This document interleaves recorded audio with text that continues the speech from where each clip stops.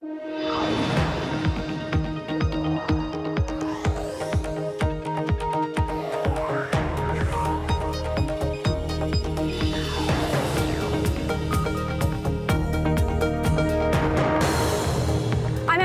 York, and this is Bloomberg Technology. Coming up in the next hour, listening in, an aide to a top Republican lawmaker revealed a controversial NSA monitoring program has quietly shut down. What does it mean for data privacy and surveillance? Plus, Tesla's blind side. CEO Elon Musk caught many employees by surprise with his announcement last week that the car maker would shutter most of its stores and move sales online. This as shares of Tesla fall to their lowest levels since October. And Google is denying a new report that claims it is continuing to work on launching a censored search engine in China. We will discuss the status of Project Dragonfly. But first, to our top story, the NSA appears to be ending a controversial program that logged the phone calls of millions of Americans. At least that's what an aide for House Minority Leader Kevin McCarthy told the national security website Lawfare over the weekend. The program, which has its roots in the government response to the September 11th attacks, collected the records of 543 million calls in 2017 and 151 million the year before that. It should be noted that in those years, court orders were used to target terrorism suspects 42 and 40 times, respectively.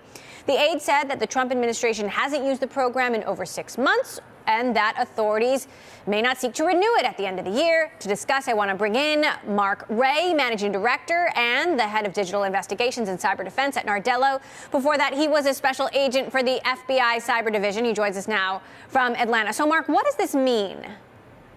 Well, I think what it means is that these programs are becoming obsolete, and for many reasons. Number one, I think we're seeing the repercussions of the Snowden incident from 2013 when Edward Snowden revealed these techniques. He really burned the government's techniques, and therefore we see the terrorists and other threat actors move to other platforms, and it coincides with the emergence of these secure messaging platforms we've seen over the years, in the recent years, like Signal and WhatsApp, and therefore these programs just don't serve the purposes of national security anymore, and therefore they just are not serving the purpose of defending our country, and they've also raised a number of privacy issues. So what are security officials look at now? I mean, is it looking at apps like Signal? Where do they find the threats? Well, I think as I just mentioned, the threat actors are looking to hide their communications. So certainly any program that touches U.S. companies, such as these programs did with the telecommunications industry, or even the large internet service providers such as Google, Facebook, and others, they're going to avoid communications. So government intelligence agencies are going to have to step up their game as well. And I don't think they're going to be able to rely on the cooperation of the private sector anymore for their intelligence purposes.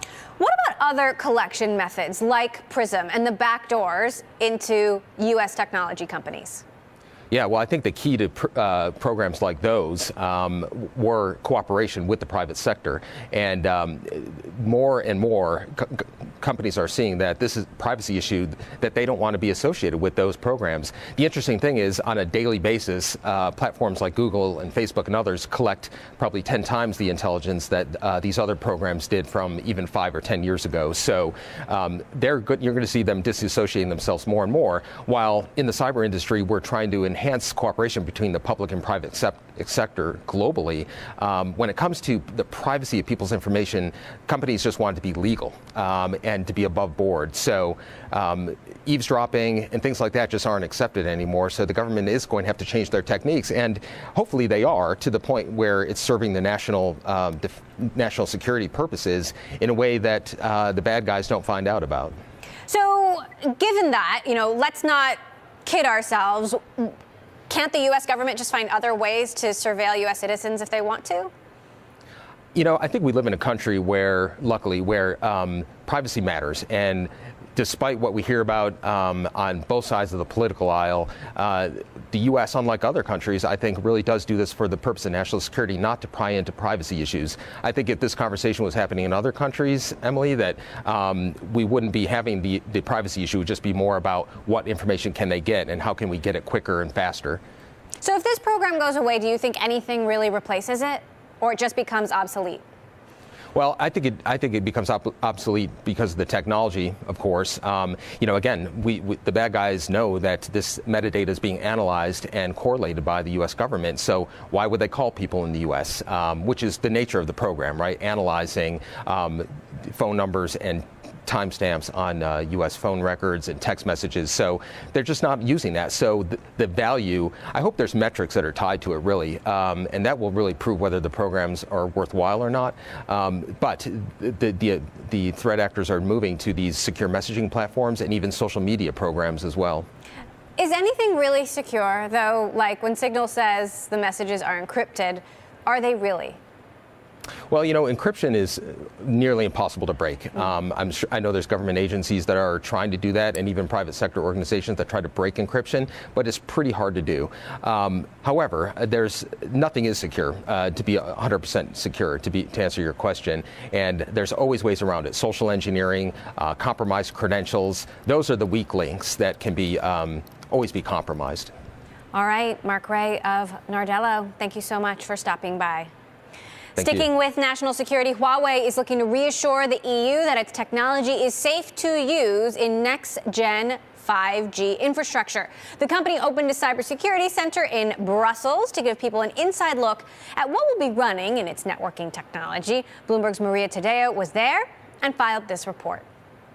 Huawei on a very European charm offensive. They just opened a new cybersecurity center here in Brussels. The company will tell you the allegations put forward by the U.S. government that it somehow carries industrial espionage for the Chinese authorities are false, and that they can do a job just as good as any other American company. Now, for the European Union, the challenge here is to balance those geopolitical tensions, and we know the U.S. is pushing very hard on the EU to drop Chinese technology with the business reality of it. And that is the fact that Huawei can do a good job when it comes to 5G technology, and they can do it for less money. A lot of CEOs in Europe will tell you in the telecom space, if we're banned and restricted from using Chinese technology, inevitably the cost will go up. Maria Tadeo, Bloomberg News, Brussels.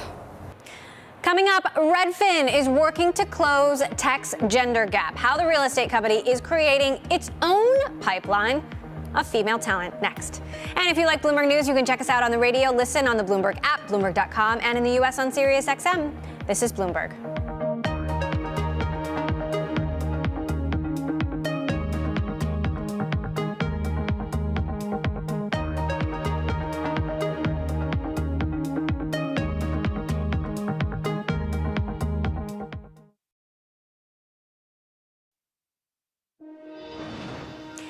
When Bridget Frey joined real estate company Redfin in 2011, she was one of a handful of female engineers. She was promoted to chief technology officer, and within just a few years, women accounted for 1 in 3 of Redfin's hundreds of engineers. Under Frey, Redfin trained women with non-traditional backgrounds and even pulled the company's own marketing specialists for engineering roles. And this has paid off on the bottom line as well. I outline this story in my book, Brotopia, Breaking Up the Boys Club of Silicon Valley, which is out in paperback today with a new afterword addressing the progress women have made in tech in the last year. And Redfin Chief Technology Officer Bridget Frey joins us now from Seattle. Bridget, thank you so much for joining us. It was so great to have a positive story of progress to highlight in the book. And I want you to share what you did, how you recruited women who didn't necessarily have the technical skills that you might have looked for in a typical job candidate, and turned them into engineers that actually then went on to progress at the company. Absolutely. So one of the things that we did is look for women who were working in roles that were just adjacent to software development. So for example, someone who was in a technical marketing role. And then we used all of this training that we had built to teach them how to build software at Redfin. And what we found along the way is that it's just much easier to teach someone how to code than it is to teach them how to be a decent human being, someone who can work collaboratively on a team. And these women are doing really well now, and it's been this huge competitive advantage for Redfin because we're able to recruit engineers from pipelines that other people can't. So instead of complaining about the pipeline, you created your own pipeline. But how did you know that it was really working and that these women could then go on to be promoted and successful at the company? Yeah, so one thing that we did is we measure everything. So we're a very data-driven company, and so we looked at everything about our numbers. We look at our numbers on gender diversity every time we go through a promotion cycle. We've published data on our pay gap publicly, and by looking at these numbers, we can really see the progress. We can see if people are getting stuck. We can see if we need to make adjustments to what we're doing. Now, in addition, you found that this paid off from a business perspective, and you were working on your home touring product. It, had taken years to get it right. It still wasn't quite right. But somehow, when you added women to the team and built a more diverse team, you ended up making an extra $30 million. How did that happen? That's right. So we'd been working for years on how to automate this process of scheduling a home tour with a Redfin agent. We'd built all this software, and we kept tweaking it and trying to make it work, but we were just finding that our real estate agents weren't adopting the software. They weren't using it. And then we assigned a new team, and it was a team that had more gender diversity. And that team, almost from day one, just took a completely different approach. They said, we're not going to build any more software. Instead, we're going to step back, and we're going to really listen to the real estate agents. We're going to spend time with them. We're going to shadow them and see how they're using the software. And this gave them a whole new set of ideas that they never would have gotten if they hadn't taken that empathetic approach. And so what we've seen at Redfin is when we build a team with people from different backgrounds, they have to listen to each other. They have to stretch more. And that means that we end up building better products for our agents and our customers. So what do you think that other companies can learn from this?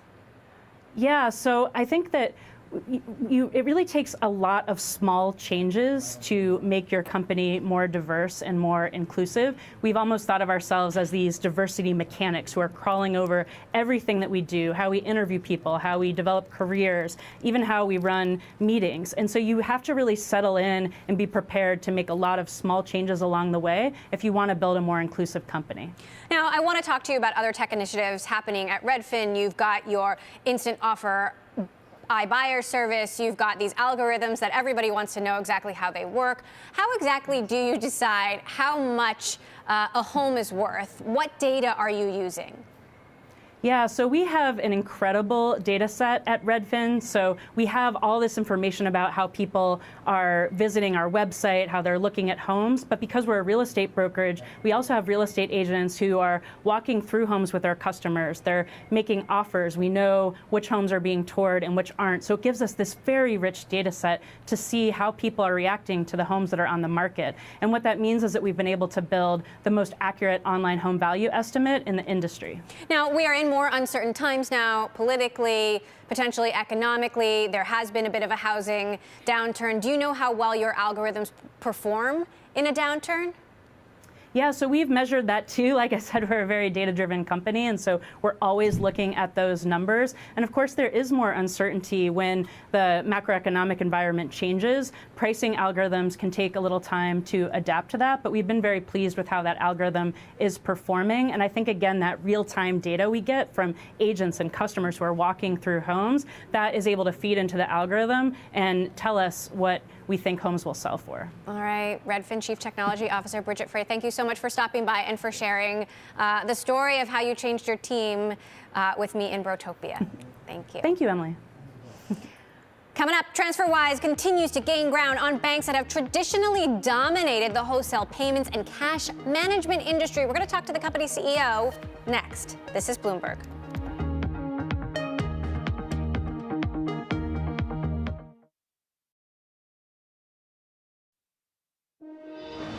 The payments company TransferWise has appointed Goldman Sachs to advise on a secondary offering of shares worth $200 million. This according to Sky News. The proposed deal could value TransferWise at about $4 billion, more than double the level set in a share sale about 18 months ago. For more, we're joined by TransferWise CEO Christo Carmen. Thank you so much for joining us. Good to see you in person. So what would this mean for the company? TransferWise started about 10 years ago, and the problem that we're solving is moving money across borders. We figured out that banks will tell you it costs about $35 to make an international wire. What they don't tell you is that there's about a 3-5% markup in the exchange rate. So what we've achieved so far is brought TransferWise to about 71 countries around the world, and we're moving now about $4 billion every month. So this is roughly the the thing we've been able to build with kind of the funding and the support from our users from about 10 years ago. So there's a busy IPO pipeline. Could TransferWise be in that pipeline? Not necessarily, no. We don't see a huge benefit in being a public company. We see that there's a very good funding market for private companies today. So why not? Why is there no benefit to being a public company? I think companies can still move quite a bit faster when they remain private. I think that's very important for tech companies. So are you saying never? No, I'm not saying never. I'm saying not now. There's been a rise of these so-called challenger banks, which has gotten a lot of attention lately. What does that mean for your business? The challenger banking or the change that's happening to traditional banks is super interesting. And we see that a lot in Europe, which has given us good challengers in Germany, in Britain, in France now. So this is a kind of testament that a better service, whether that's cheaper, faster, more convenient, can actually be quite competitive to the traditional banks. Would you ever buy one of these fintech companies or merge with them? I don't see that we need to do that. In fact, we see that a lot of those challenger banks and traditional banks offer TransferWise to their users. So we see them rather as partners who are making it better to offer the TransferWise services to the public. Would you ever apply for a banking license?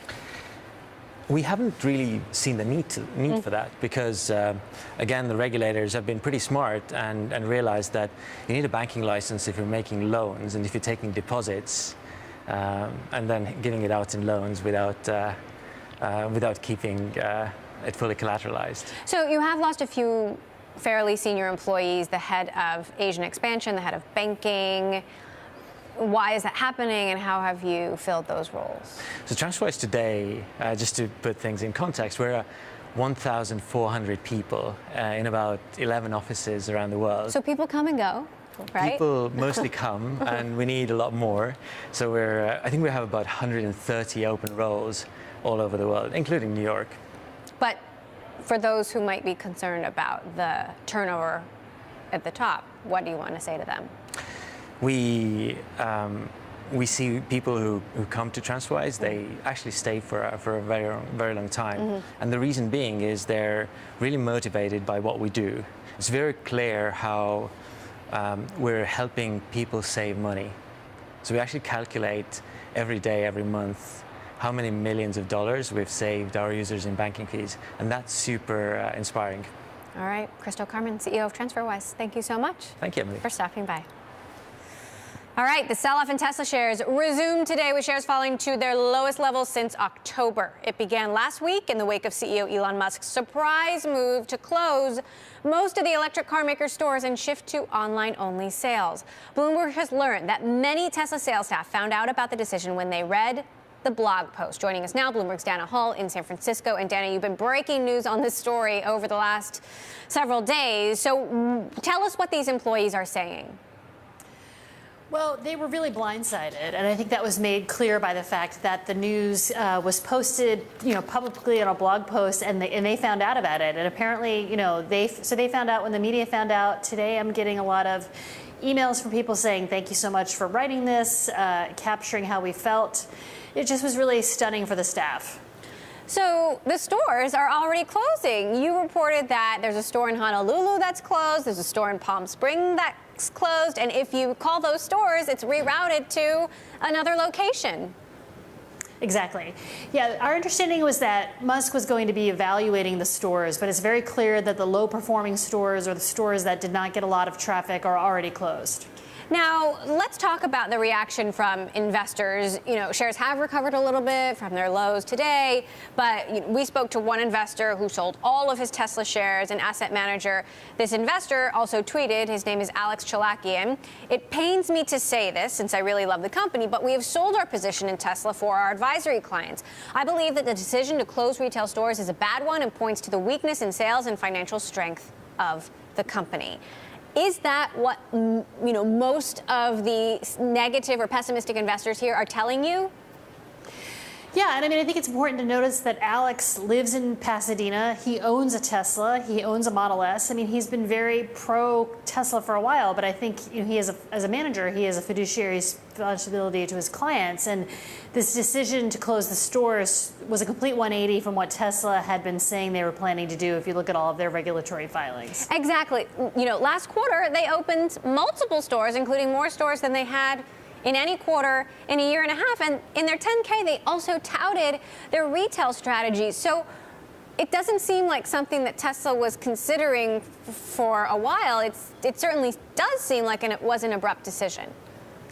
Exactly. And I think that's what caught investors off guard. I mean, to be clear, there is an argument to be made that Americans and people around the world are shifting most of their purchases to online. There are a lot of dealerships and startups kind of trying to help dealers with the online sales process. So it's not unreasonable that Tesla would want to experiment with online sales, but to sort of announce that they're completely shuttering most of their stores and switching to online only, that really caught people by surprise. Now, including the staff. I do want to talk about Tesla's employment worldwide. They employ almost 50,000 people, and looking at this chart in my Bloomberg, headcount has been increasing significantly year on year. But you're reporting, new information that there are now dozens of jobs that are going to go away at the Fremont factory. Tell us the very latest in terms of just how many jobs are actually going away.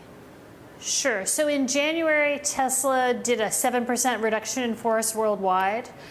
And then on the call last Thursday, when they announced this pivot to online sales, Musk acknowledged that they would be laying off a lot of the sales and marketing people, but hopefully shifting some of those positions to either the stores that are remaining open or to service jobs. All right, Dana Hall, I know you'll continue to keep us posted on this story as this one continues to develop. Thank you so much for your reporting on this over the last few days, and as always. Coming up, will they or won't they? Google still says it has no plans for a censored search engine in China, but a new report says that may not be the case. We're going to discuss next. This is Bloomberg.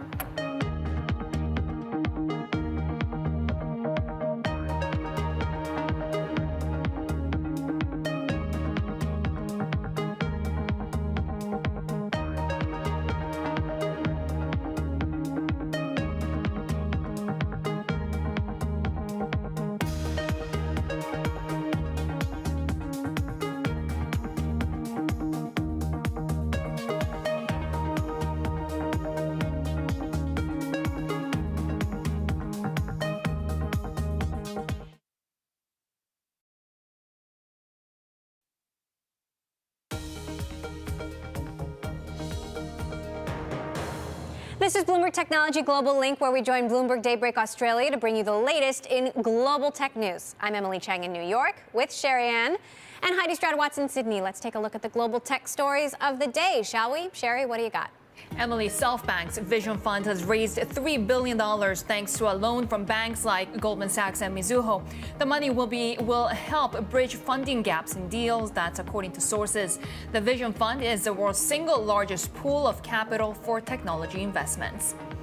France is getting ready to levy a new digital tax against companies like Google, Facebook, and Twitter. This would go into effect on March 6th and would be Europe's first such tax. It would be a 3% tax on companies with annual digital revenue over $849 million globally and $24 million in France. That's according to an interview that France's finance minister gave to newspaper Le Parisien. And Google has said it will not allow political ads in this year's Canadian elections. According to a company spokesperson, Google will not accept advertising on all of its ad platforms, including YouTube, Search, and Ad Exchange, for the remainder of the 2019 elections. Those are the top global tech stories we're watching. Emily. Thank you, Sherry. I want to stick with Google, specifically the continued debate over a possible Chinese search engine. This was the scene on Capitol Hill in December when CEO Sundar Pichai defended Google against reports that the company was working with the Chinese government on a censored search engine. Right now, we have no plans to launch in China. We don't have a search product there. Our core mission is to provide users access to information, and getting access to information is an important human right. So we are always compelled across the world to try hard to provide that information.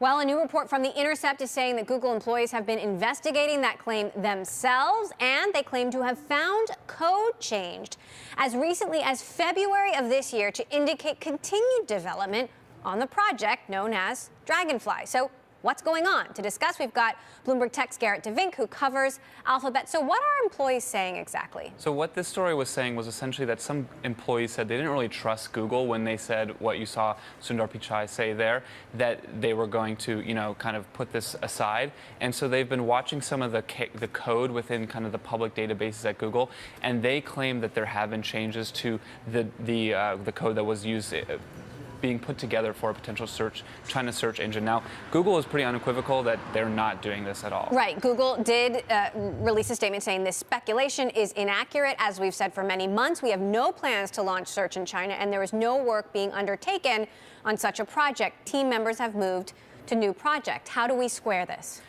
I think, Google's been very clear. I mean, this is something that they probably don't want to be lying about and then be found out again that they actually were doing this. But they're not going to, come out and say we're never, ever, ever, ever going to do this, pinky swear. Like, this is a huge company that doesn't, that they want to be around for 100 years, and they don't know what the future is going to look like. I want to hear Sundar say pinky swear. and I think what's really going on here is that people don't trust Google anymore. Like, maybe they shouldn't have ever trusted them, but at this point, people see this as a big company trying to make money, going to do what it takes to do that.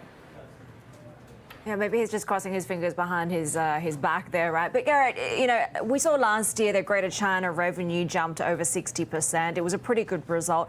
Are there good monetary reasons why they wouldn't be shutting down all options at this point? I mean, Google owns Android, which is, the most important operating system in China, not just on mobile, in any kind of world. I mean, Google has a massive presence there. Its technology is used daily by most Chinese people. And so the company, in a way, has a very strong presence there. Chinese app developers build all kinds of apps using Google's APIs and its technology. It was the search engine that really hit sort of the nerve within the company, because people felt that they didn't want to be helping the Chinese government to censor search results. Yeah, and also, there's probably a point to be made that even if they were to get back into the market, it's pretty hard to get any kind of advantage given how far behind and how dominant the local search engines are there. I mean, on that point, it's very true. Google has no, position in search. But when you talk to Googlers, when you talk to people here in the States about it, I mean, they still believe that their technology is better than the local players. And I think some people within Google, they were kind of chomping at the bit to see if they could solve the search problem in China, if they could make a real run there. I think they truly believe that if they were able to do this, that they could have been successful. But of course, their employees pushed back very strongly, and they had to make this decision. So let's talk about this broader issue of employee activism, which has been, a particularly big issue at Google. And Google employees have made progress with their activism, especially as it comes to forced arbitration, and perhaps on this China issue as well. Should Google be concerned that its own employees are investigating the company from within? I mean, I think, you could look at it two ways. I mean, on the one hand, Google employees have caused a lot of headaches for management this year. I was at a conference a few months ago, and a CEO was speaking, and someone from the audience asked, like, who's really running the company? Are you running the company, or are, your activist employees running the company? And, on some issues, I think, there is broad support within the company, particularly when it comes to the gender pay cap. I would say most Googlers are very concerned about that. And some issues, it is a smaller subset of Googlers that are concerned about it. But at the end of the day, I mean, the company, has always pitched to its employees, come work on the world's biggest problems with us, do the things that you want to do and make a difference. And if they want to keep saying that, they have to, allow that their employees are going to push back on some things that they don't agree with. Garrett, thank you so much for joining us. Bloomberg's Garrett DeVink, who covers Alphabet, there with us in New York. Still playing on Bloomberg TV. This is Bloomberg.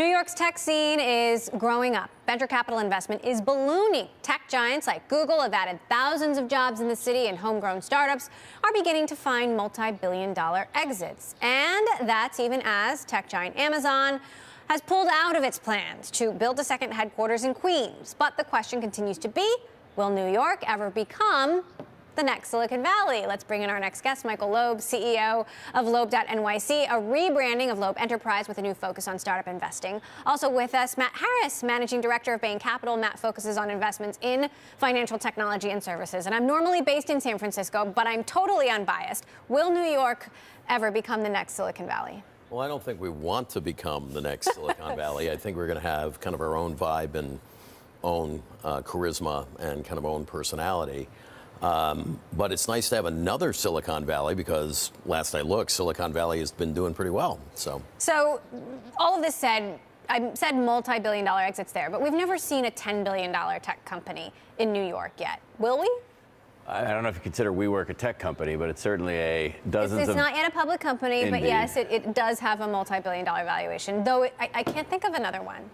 It falls off pretty quickly after WeWork, but I think it's notable because it's a commercial real estate company, and it's what you see here in New York, which is industries that matter, not just pure technology, although we have plenty of that, but industries that matter with a fresh technology-driven approach, creating billions of dollars of value. I think that's what New York does well. As opposed to San Francisco, with the industries don't matter, right? Anyway. No offense taken. How big a blow is Amazon pulling out? You want to take that one on? I think the way it was handled is a blow. I think people want to face off against New York and have a counterparty they can trust and rely on. I think the way it was handled was poor. I think the outcome doesn't matter that much. I personally would have enjoyed having Amazon here, but we've got plenty of homegrown companies as well as Facebook and Google. Michael, what went wrong? Well, first of all, I respectfully disagree. I think it's a body blow. I think that the behavior of the blah, blah, blasio was absolutely despicable. I think I liken that to, he is supposed to be the #1 salesman for New York. And it's kind of like if I had a salesman that didn't make the sale and blamed the client for not signing on the dotted line, they're fired. So what should the mayor have done? Well, the mayor, by the way, the mayor should have done what any good salesman has done, which is handheld the client to make sure that not only was the horse to the water, but the horse is actually drinking. So I put the blame solidly on him. And AOC, and Giaris, I don't know his name, but that's State Senator. State Senator Michael Gianaris, Congresswoman-elect Alexandria Ocasio-Cortez. Matt, shouldn't Amazon have known better in many ways that it needed to build its constituency? I don't think Amazon has an obligation to do that, but I would say they ran the process in general with a tin ear. I think in this climate, having 220 municipalities compete, spend money, spend resources, knowing that the vast majority we're going to lose, was tone deaf. And I don't think Amazon's going to suffer from it, but I think in retrospect, they could have done it better. Okay, so Michael, you think it's a body blow. How? How does New York suffer? Well, New York has had some tremendous momentum, and I think about, the Cornell initiative, which Bloomberg actually sparked. I think the momentum of, Google buying Chelsea Markets for $2.4 billion. They got 7,000 or 8,000 employees here. You were seeing New York develop as, Silicon Valley Part 2. And I think a punctuation point on that would have been Amazon. I think that it is a statement that it is hard to do business here, that we don't welcome tech companies like we should. I think it's not just the loss of the 25,000 or so jobs. I think it's the meaning of it. It's what it signifies, which is we can't get it over the finish line. So I think it's despicable. Well, respectfully, when's the last time you saw San Francisco offer an incentive for someone to move there? I mean, we New York need to be in a place where we don't have to offer tax breaks to get great companies to move here. They move here for the talent. I think we're actually there. Now, notwithstanding, I wish we had gotten Amazon. I think it was poorly handled, but a body blow is too hard. So where are you investing? Where do you see the opportunities in New York, despite the fact that this has happened? I'll take it. So we do 4 primary things in New York. We've done a lot of them. We've invested over $250 million in the past 5 years in fintech, which is what I do. Companies like IEX and JustWorks, commerce, Jet.com, Rent the Runway, healthcare, Able to, and Centivo, and then infrastructure software, which is relatively new for New York, but is that really a high growth area. Companies like Better Cloud. And so we see really across the board great entrepreneurs founding companies in New York. I think State Senator Michael Giannaris just tried to call you, Michael. Exactly. Good. Here's a note. Here's a note. I can't wait to talk to But him. where are you investing and where do you see the opportunities? Well, we're rather eclectic. We see many opportunities. Basically, we see a lot of disruption all over the market. We see a lot of talent here.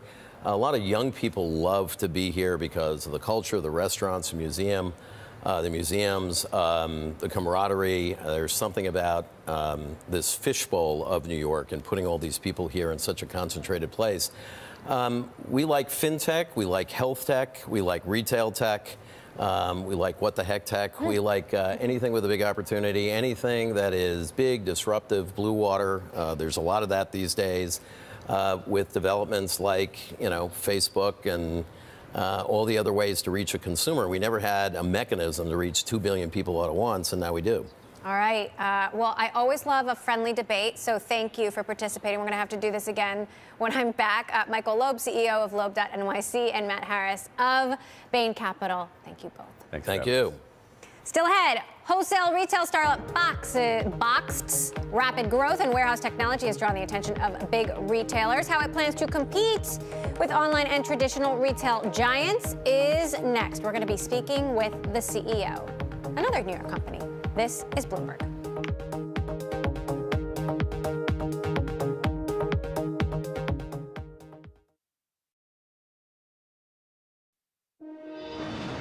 While Amazon continues to threaten online retailers, one startup is holding its own. Wholesale retail startup Boxed has managed to differentiate itself from the e-commerce giant, offering a limited selection of household products in bulk sizes. It sells bulk size items like those found at Costco without the membership fees. And with advanced warehouse technology, it's raised over $250 million to date, drawing interest from traditional retailers like Kroger. Joining us to discuss is CEO Che Huang. Che, great to have you with us. Thanks for having me. I believe the last time you were on the show, you were talking about the transition to a fully automated warehouse. How has that transition actually proceeded? It's proceeded rather quickly. So I would say probably 18 months ago was our first foray into full automation. And now, it's humming along. I would say that first week when we first turned it on, like most automation projects, you're just like, okay, what do we get ourselves into? But moving quickly, we turned the dial up 100% and really got through all the kinks and all through the different. And you say you've actually added more jobs than you've lost. We have, yeah. How? What's interesting is that it's like, it's we see it time and time again, yet there's this narrative that automation is going to kill everything and all jobs across the country. But I don't think that's the case. If you think about ATMs, they didn't kill the banking industry. There's probably more tellers there are these days, or more folks that work at banks than pre-ATM era. For Boxed, we used the improved economics, was able to grow our business. We were able to raise more money and actually use the improved economics to hire more people. And so now we have more folks on staff in the fulfillment centers than we did pre-automation. Now, what's happening in the retail industry is very interesting because actually you're seeing offline retail giants like Walmart and Target figure out online, and they actually had pretty strong quarters. What does that say to you? It says everyone is moving faster and faster. Even we have to move faster. So we've never been so full of hubris, even early on, to say, when most of Silicon Valley was saying that, retailers are dead. Like brick and mortar retailers, I don't shop there anymore, they're dead. But at the same time, brick and mortar retailers 5-6 years ago also said that, online pure play, that's a toy. So it ended up just being a race. Are retailers going to figure out technology faster than tech companies figure out retail? And everyone's kind of racing towards that final goal of an omni-channel experience. Kroger did offer to buy you for $400 million last year. You turned them down. Why? I would say we didn't turn them down. I would say it was, we learned a lot about them, a lot about the other folks that were interested in our business. And I remain really kind of in awe of what they've built over their long history, as well as all the other folks we had. So if you didn't turn them down, what happened? It was a bad day. I woke up and it just, didn't call them back. No, that's not how deals usually happen. But we got to know each other over that time. We got to know other companies as well. But we just felt like there's way more runway for us as a company. And when you think about online grocery and what we sell, we're not in the first inning anymore, but we're surely not in the fifth inning as well. So would selling to a larger player like that still be something that you consider? I would say we have to now, with this last $111 million round, led by a very traditional retailer that is Aeon Group, the biggest retailer in Japan, it gives us the runway to actually really play this out. So what do I mean by play it out? I think the best kind of thing we can do is march along the path to filing an S1 one day. And if we do that, any private kind of outcome will probably be optimized because our finances will be in place, our growth, our profitability will all be there. Now, Amazon is continuing to beef up its Prime offerings, investing heavily in video, for example, obviously has the profitability of AWS to drive whatever they want to do on the e-commerce side. How do you compete with that? So it's never easy, right? The good thing, though, is when we started the business from scratch 5 years ago, we didn't wake up and suddenly think, like, oh my gosh, what is this company Amazon? Like, how are we going to do this, So starting off with limited assortment, so whenever we do sell something, we sell a lot of it. When we ship, it's 8 to 10 items on profitability. When we think about private brand, B2B, all these little kind of steps built into the overall profitability picture for us. Now, I have to ask you about this because I just think it's so awesome, but you pay for your employees to get married. You pay for their weddings. Not just weddings, but life-changing events like weddings, or if there's a loved one that's sick, or other things. How do you think that's changed your company culture or improved your company culture? Like, why do you think it's important to do that? I think it's important because when you think about us not having stores yet, our frontline retail employees, we don't have them because we don't have stores. But we have fulfillment center folks who can pack boxes the right way or pack boxes in a suboptimal way that leads to damages. And so for that kind of reason, from a practical basis, you want to treat them like they're part of the overall team. And for folks in the fulfillment centers, there's studies that show most Americans, 75% of Americans can't pay a $500 bill if they were just presented with one. And so helping them with life-changing events is really important to build a culture. As you said, competition is stiff, and never say never. I never like to say never, but I feel like I can pretty safely say Jeff Bezos would never do that. Maybe he thinks about it sometimes, but I don't know. There's also a business kind of aspect to it. At the end of the day, when you replace kind of a VP level person these days, it's $125,000 to a recruiter. If you replace a director or manager level, it's between $35,000 to $75,000. If you actually lower or increase retention, lower turnover, that's a really big pool of money that you can kind of use to help employees with big events like that. Interesting. All right, Chae Huang, good to see you in person. Thank you so much for stopping by. Okay, Apple's move into original TV shows and movies is facing a complication. Disney CEO Bob Iger has sat on the board since 2011, and last week, the majority of shareholders said they would re-elect Iger to that seat. But will calls of a conflict of interest reach a breaking point? For more, I want to bring in Bloomberg's Mark Gurman in LA. So, Mark, who is calling this a conflict of interest? So as we know, Iger has been on Apple's board since 2011. He also runs Disney, and we spoke to some corporate governance experts who say that this means that they're sort of going in each other's territory because they're both working on these streaming video services. And of course, Apple, as we know, at the end of this month, is going to officially enter the TV show and movie entertainment industry. They've been ramping up to this for quite some time. And of course, this is Bob Iger's bread and butter. The problem is that as the chairman and CEO of Disney, he's also going to become very quickly one of Apple's largest competitors. And this harkens back to something we saw about 10 years ago when Eric Schmidt, who was CEO of what was called Google at the time, now obviously Alphabet, had to recuse himself from many Apple board meetings. Of course, he was a board member back then, until Steve Jobs had him resign from the board because things were getting too complicated. Now, what do we know at this point about Apple's streaming strategy? If you talk to folks in LA, they say Apple's moving pretty slowly. We don't actually know what they're working on or what their strategy is. Right. I think it's complex to get to a simple type of thing. I think from a consumer perspective, someone who has not been following all the ins and outs and the drama, so to speak, on this project's development, will actually find it quite simple. So I'll talk about it from a consumer perspective.